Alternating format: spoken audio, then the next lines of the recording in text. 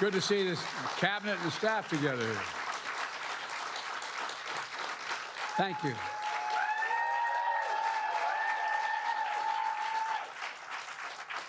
Thank you, thank you, thank you. Please.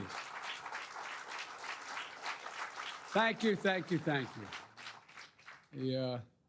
It's good to see you all. Particularly good to see my granddaughter sitting in the front row here. Hi, Finn. How are you, honey?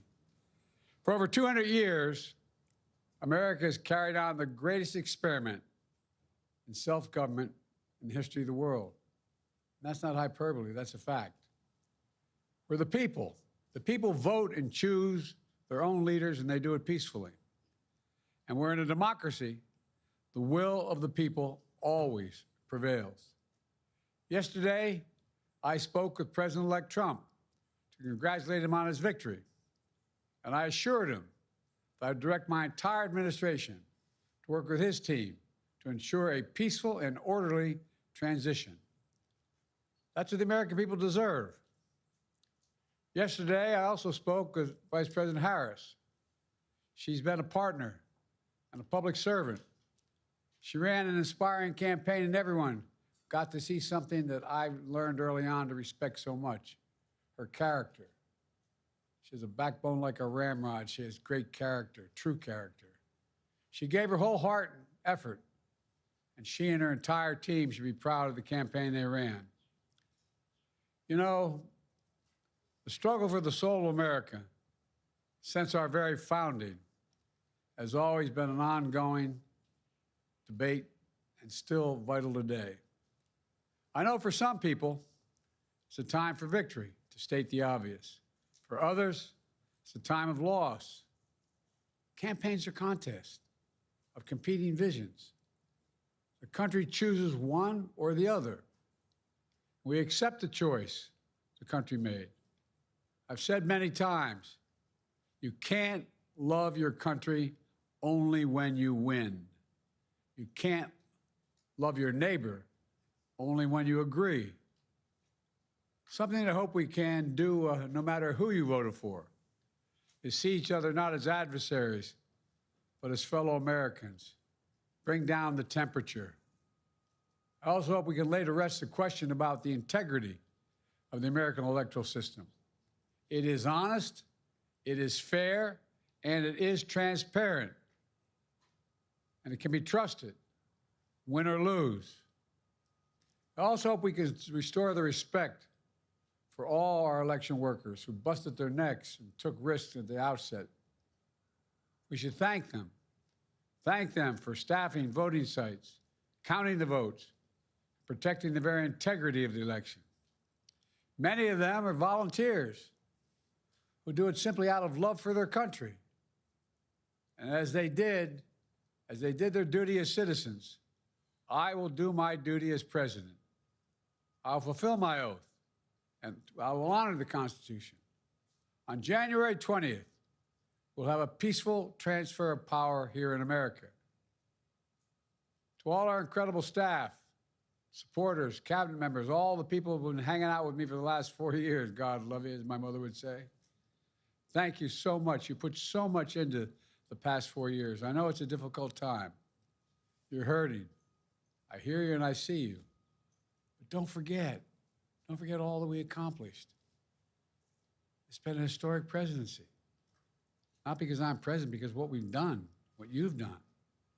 A presidency for all Americans. Much of the work we've done is already being felt by the American people, but the vast majority of it will not be felt over the next 10 years. We have legislation we passed that's just only now just really kicking in. We're going to see over $1 trillion worth of infrastructure work done, changing people's lives in rural communities and communities that are in real difficulty because it takes time to get it done. And so much more it's going to take time, but it's there. The road ahead is clear, assuming we sustain it. There's so much we can get done and will get done based on the way the legislation was passed. And it's truly historic. You know, we're leaving behind the strongest economy in the world. I know people are still hurting, but things are changing rapidly. Together, we've changed America for the better. Now we have 74 days to finish the term, our term. Let's make every day count. That's the responsibility we have to the American people. Look, folks, you all know it in your lives. Setbacks are unavoidable, but giving up is unforgivable. Setbacks are unavoidable, but giving up is unforgivable. We all get knocked down, but the measure of our character, as my dad would say, is how quickly we get back up. Remember, a defeat does not mean we are defeated. We lost this battle. The America of your dreams is calling for you to get back up. That's the story of America for over 240 years and counting. It's a story for all of us, not just some of us. The American experiment endures.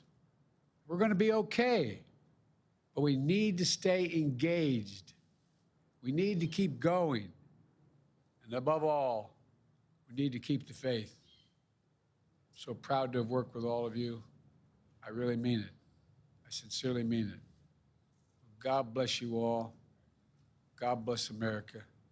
And may God protect our troops. Thank you, thank you, thank you. President Biden in the Rose Garden to applause there at the White House. His first comments after the election, the loss of the election by Vice President Kamala Harris. President-elect Donald Trump, he spoke at the phone call with him. He spoke of the vice president as well, calling her a partner, a public servant, saying the country got to see a side of her he has known since he began working with her. Her character, her true character, he said Kamala Harris gave her whole heart, that she should be proud. But of this election, he said, we accept the choice the American people have made. And he went on to say something we have heard from him before. You can't love your country only when you win.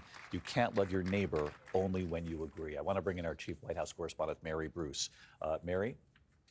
David, this was a chance for the president to speak to what we know is a very divided country. And as he said, to assure, his supporters, Kamala Harris's supporters, and also those who voted for Donald Trump, that it is going to be okay, as he said, that this is how democracy is supposed to work. You heard the president there reiterating his commitment to a smooth transition, of course, drawing a contrast with how the last transition went, of course, Donald Trump refusing to participate in that. But you heard the president saying, as you said, you can't love your country only when you win, and also making a plea really for unity, to bring the temperature down, he said. And he went on to say setbacks are unavoidable, but giving up is unforgivable. And David, it is notable that he did offer a bit of defense of his own administration and his own agenda and policies there at the end, especially on the economy, given that what we saw from so many voters across this country can really be interpreted as a rejection of what this administration has done.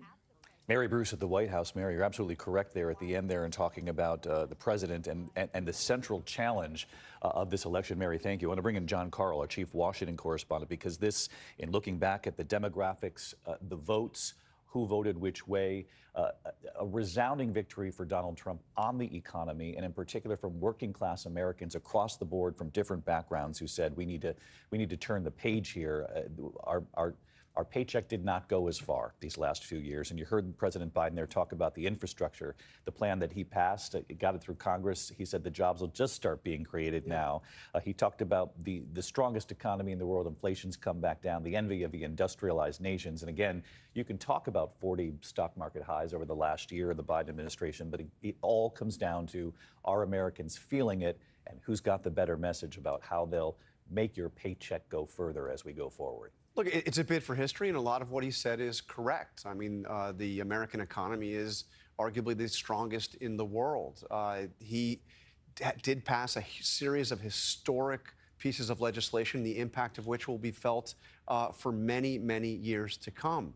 But, David, the reality is what we saw on Tuesday was a rejection of the Biden-Harris administration, an utter rejection by the working class in the United States. Donald Trump not simply winning back the White House, but winning a majority of American voters, something he did not do in 2016, and obviously he did not do in 2020. But look, you and I spoke, we all spoke many times in recent days and weeks about whatever would happen in this election.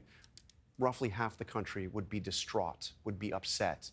This was a campaign where where Biden and Harris both talked about Donald Trump as not just somebody that had bad policies, but somebody that was a threat to the republic, a threat to American democracy. So I thought that actually the most important words that he said there, as we heard with Harris yesterday, is a reassurance to the country. This is how democracy works. People have made their choice. We're going to accept it. There's going to be a peaceful transfer of power. And those very simple words, we're going to be okay. We're going to be okay, and he made that clear, and that they're going to be at the inauguration, both President Biden Yes. and Vice President Harris. I want to bring in Rachel Scott, who is in Florida. Rachel, we know the work on the transition has already begun.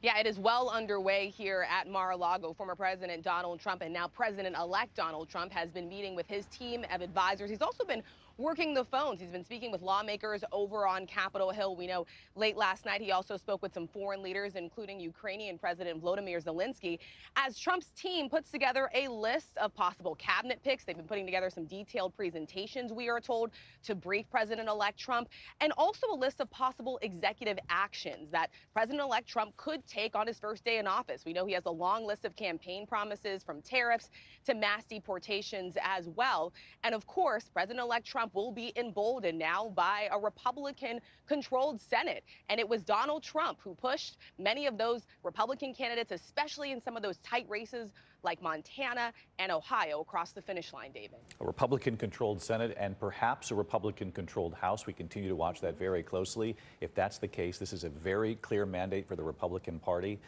And then a lot of people will be watching. Do they get the things that they promised done in Washington? Rachel Scott in Florida covering the transition for us. Rachel, thank you so much. Our coverage continues on ABC News Live, abcnews.com. I'll be back with the entire team for World News Tonight a little bit later today. I'm David Muir in New York. My thanks to John, Mary, and Rachel, and we'll see you a bit later. Good day. This has been a special report from ABC News. Nation.